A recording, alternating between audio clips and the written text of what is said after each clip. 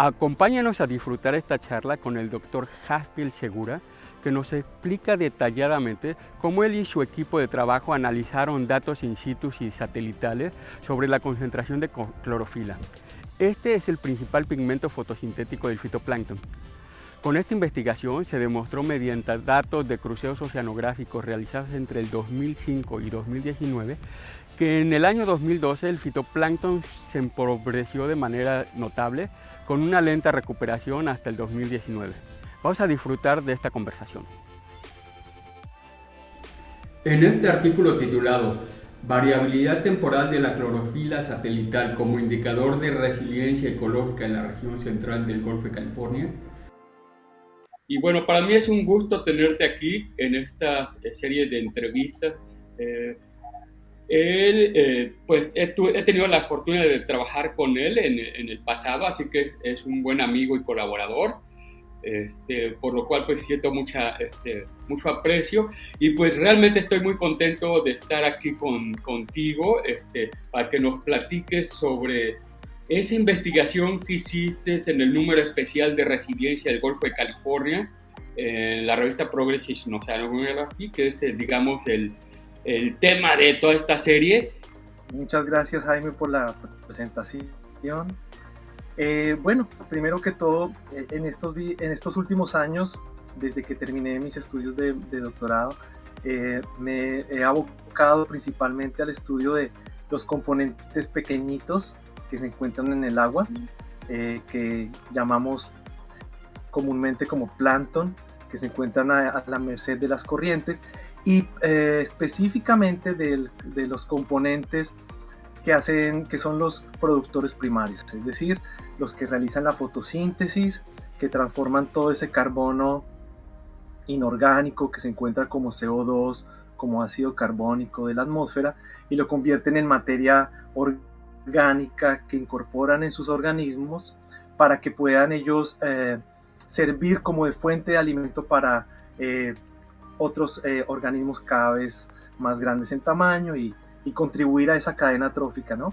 Básicamente me he dedicado a estos componentes, a estudiar su ecología, su respuesta o su interacción con las variables físicas del entorno, y resulta que estos organismos pues son muy interesantes porque son muy sensibles a los cambios ambientales. En particular del artículo que hiciste, ¿nos podrías platicar un poquito cuál era la idea central, o sea, cuál era la hipótesis o la idea central, la pregunta que quería responder?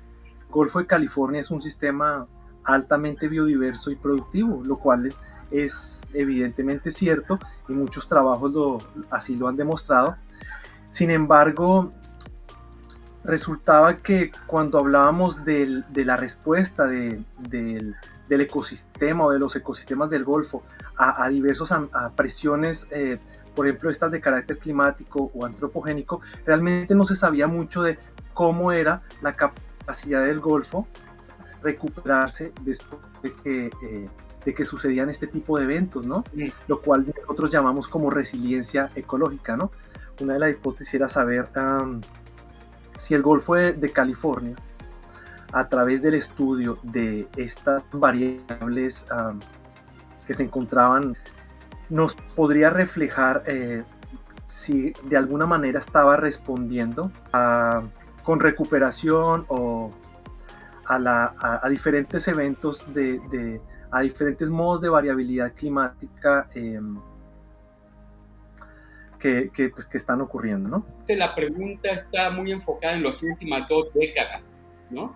Que es donde hay información tanto satelital como de buques oceanográficos. Claro que hay información de buques oceanográficos antes, pero no hay datos satelitales, ¿no?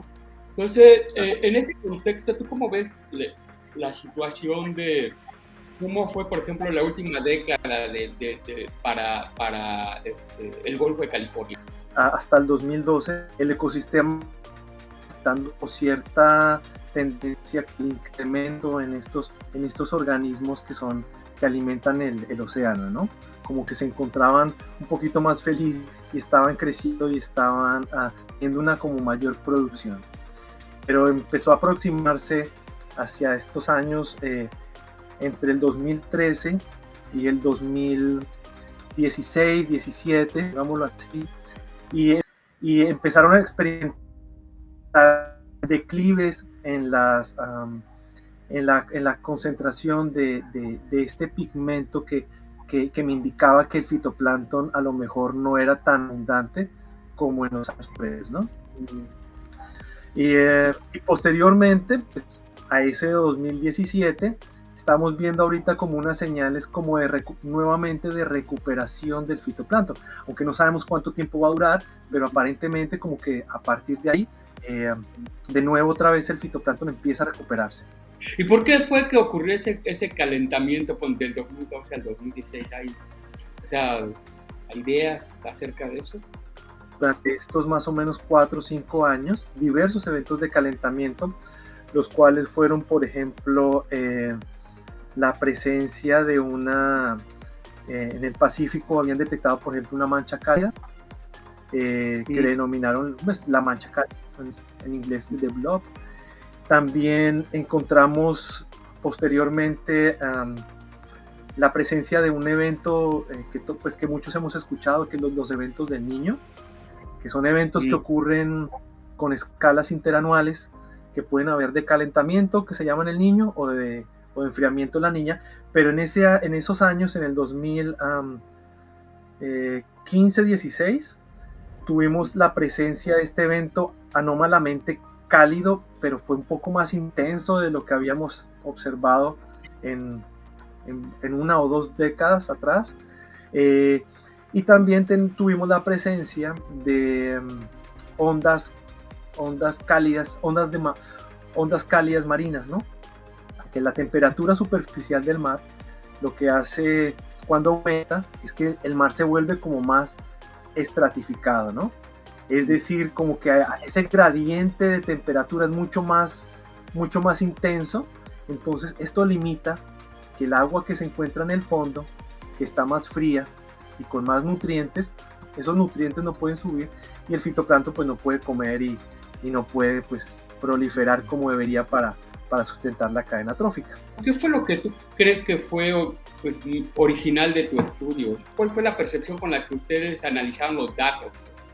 ¿No? O sea, tratar de probar precisamente resiliencia. El cálculo de índices o indicadores empíricos de resiliencia, que es una estadística que se ha venido usando en ecología desde hace ya varias décadas, pero que ha sido muy poco aplicada para series de tiempo de variables críticas en los ambientes marinos, ¿no?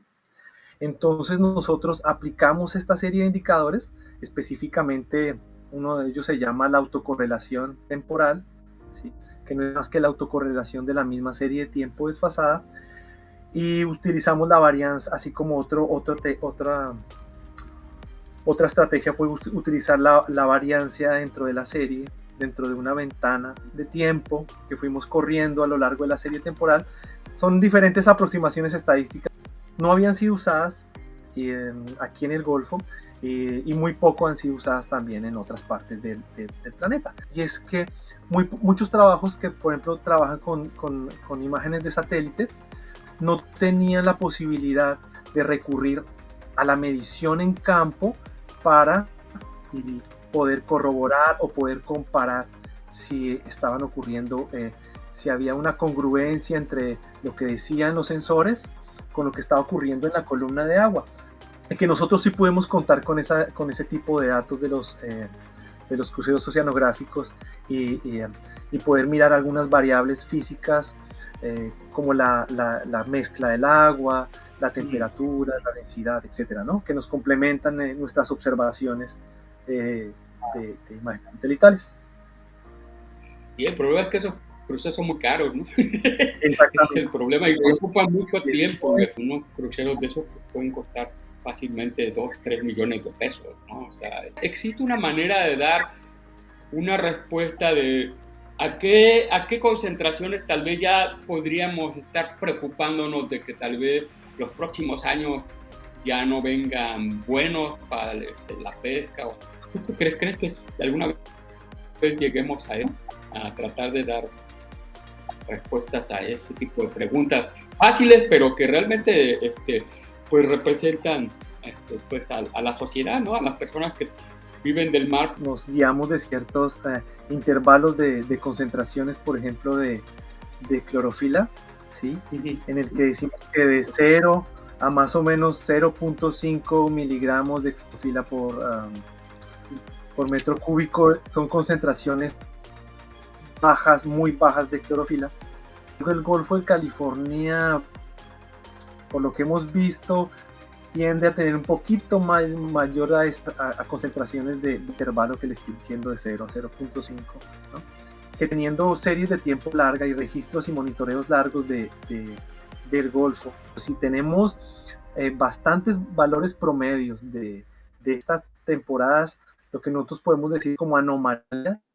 Entonces, si estas anomalías son negativas, ¿no?, con respecto a nuestra media, podríamos a lo mejor estar evidenciando un posible declive en el fitoplancton o por alguna condición, en respuesta a alguna condición climática. Lo importante es que se siga monitoreando, se sigan manteniendo las series temporales. Yo sé que en los satélites esto pues no se va a seguir continuando, ¿no? Sin embargo, también considero que es importante que se sigan midiendo las concentraciones de clorofila in situ, o sea, en el lugar, ¿no? En la columna del agua.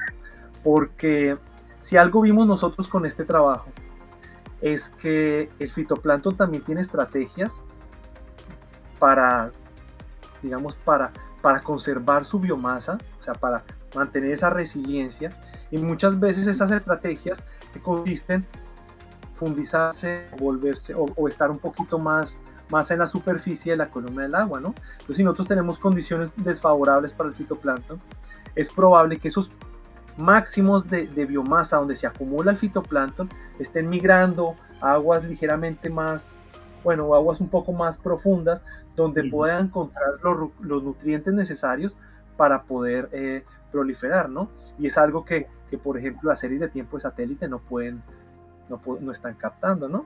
Entonces, básicamente sería mi recomendación, ¿no? Para poder tomar la clorofila y el fitoplancton como, ¿sí?, como una señal, que nos dé una señal de alerta temprana a esos que podrían ser como el que ocurrió de Caleta.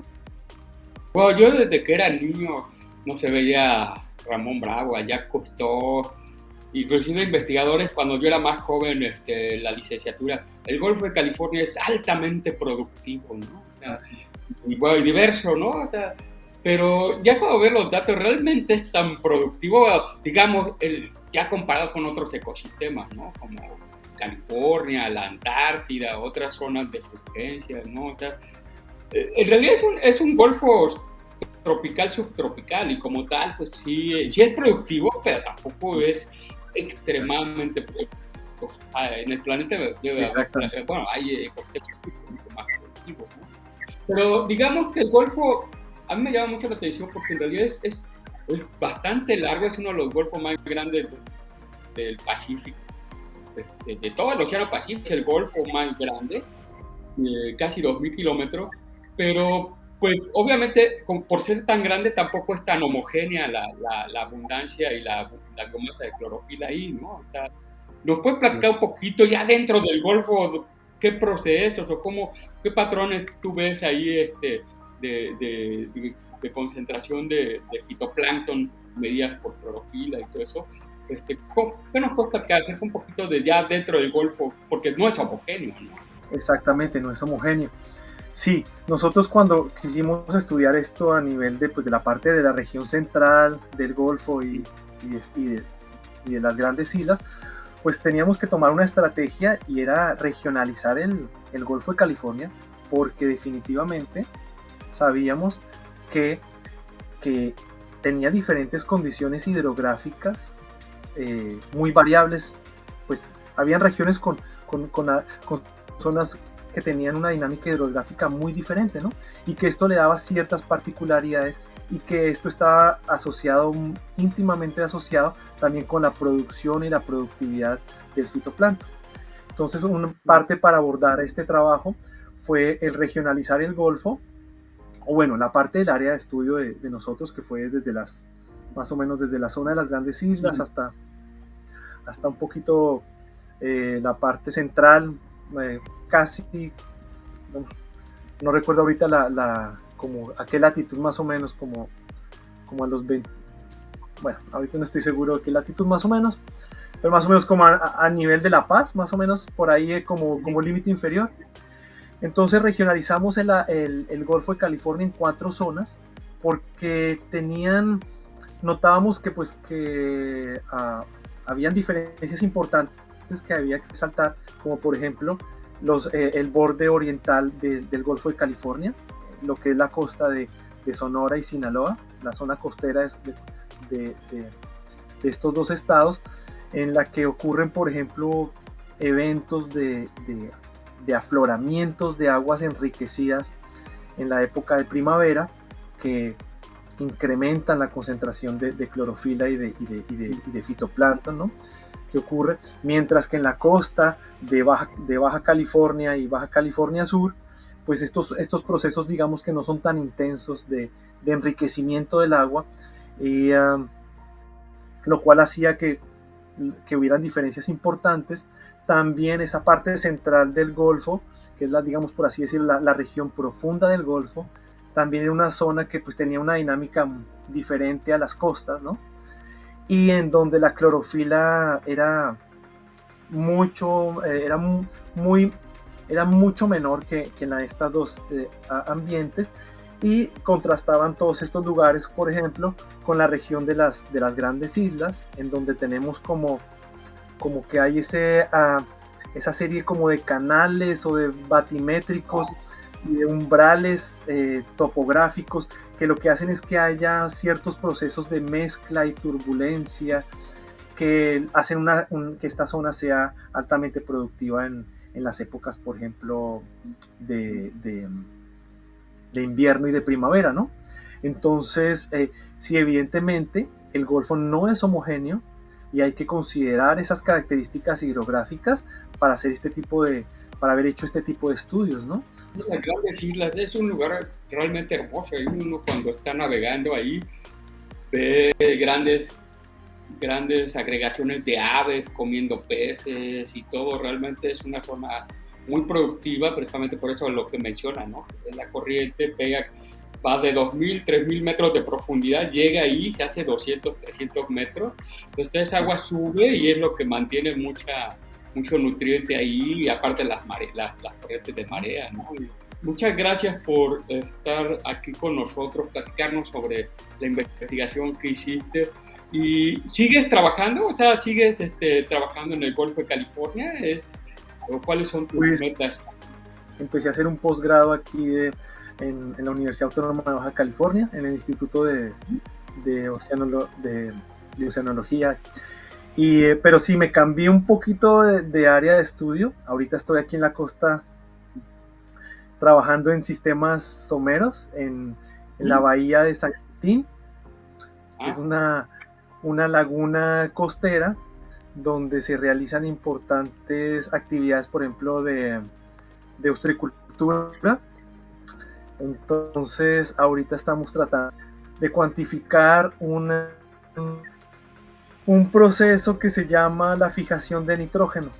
Sí, el nitrógeno que se encuentra habitando toda esta región del Pacífico.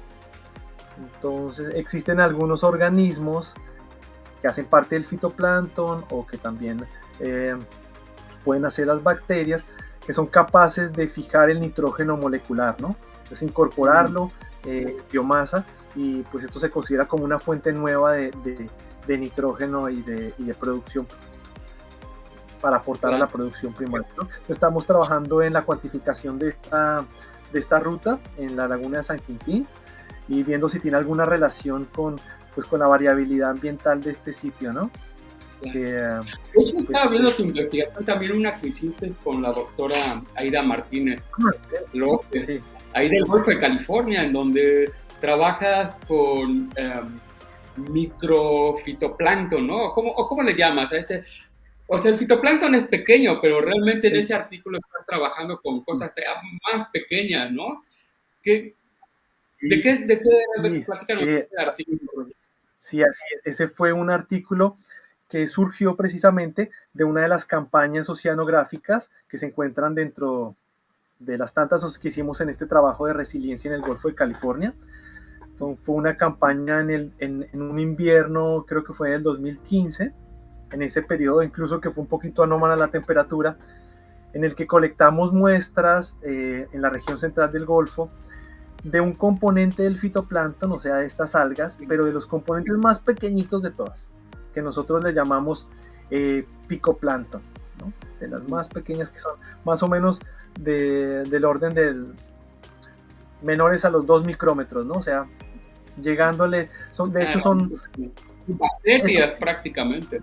A las bacterias más o menos. Es un grupo también muy diverso porque tenemos organismos procariotas, que son cianobacterias, y tenemos también algunos que llamamos picoeucariotes, ¿sí? Entonces... ¿Qué son los picoeucariotes? Así, sí, cada vez más complejo este término. Pero sí, tuvimos la oportunidad de analizar estas muestras y observar cómo era la dinámica, digamos, vertical en al menos 3 puntos de la columna de agua, ver cómo fluctuaban estas comunidades de este picoplancton en diferentes regiones del Golfo, ¿no? Y realmente encontramos cosas muy interesantes, además porque era el primer trabajo, digamos, que se hacía de este tipo, teniendo una extensión bastante amplia del Golfo de California y evaluando estos componentes, ¿no? Ya que estos 3, incluyendo las bacterias, también no habían sido evaluados antes de esta manera, ¿no? Y obtuvimos, sí, datos muy interesantes, ¿sí? Por lo menos corroboramos que estos organismos pueden estar distribuidos en la columna de agua en niveles un poco, digamos, más profundos, que incluso donde se acumula el fitoplancton grande, está compuesto por esas algas de cristal que le decimos diatomeas, y esos dinoflagelados que son un poquito más grandes. Estos incluso se encuentran por abajo de estas acumulaciones, y que tienen diferentes estrategias también, ¿no? Para poder captar los nutrientes o vivir en ambientes con nutrientes más empobrecidos, ¿no? Es evidente que todavía falta mucho por comprender, ¿no? O sea, desde cosas que uno tan pequeñas que no... Claro. Así pues es. Bueno, pues queremos agradecerte. Muchas gracias, Jaime. Sí. Por todo tu tiempo y colaboración, y estamos, muy agradecidos de que nos hayas tenido aquí, platicando acerca de la investigación del fitoplancton y la base de la cadena alimentaria en el Golfo de California. Bien. Muchas gracias.